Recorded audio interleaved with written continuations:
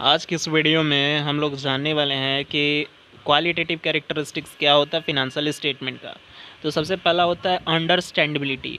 Understandability का मतलब होता है दो वर्ड से बना है। अंडरस्टैंड मतलब समझना, एबिलिटी मानी योग्यता, यानी फिनेंशियल स्टेटमेंट को समझ सके ऐसा होना चाहिए। समझ सके मतलब क्या, फिनेंशियल स्टेटमेंट एकदम क्लियर हो, सिंपल हो और ऑर्गेनाइज मैनर में हो। ठीक है, ताकि जिसको बेसिक अकाउंटिंग नॉलेज भी है वो भी समझ सके और पढ़ सके। दूसरा होता है दोस्तों रिलेवेंस।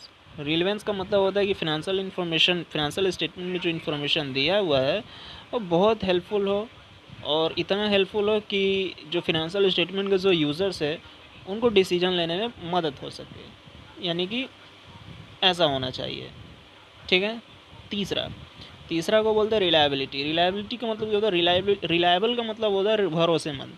एबिलिटी का मतलब होता है योग्यता, यानी कि भरोसा हो सके ऐसा होना चाहिए फिनेंशियल स्टेटमेंट। यानी कि रिलायबिलिटी का मतलब होता है ट्रस्ट द इंफॉर्मेशन, यानी कि जो इन्फॉर्मेशन लिखा है फिनेंशियल स्टेटमेंट में वो ट्रू हो, एक्यूरेट हो एंड न्यूट्रल हो। न्यूट्रल का मतलब क्या होता है, किसी के पक्ष में नहीं हो, नॉट बायस्ड हो। ठीक है, तो ऐसा होना चाहिए क्या, फिनेंशियल स्टेटमेंट। ठीक है। चौथा है कंपेरेबिलिटी।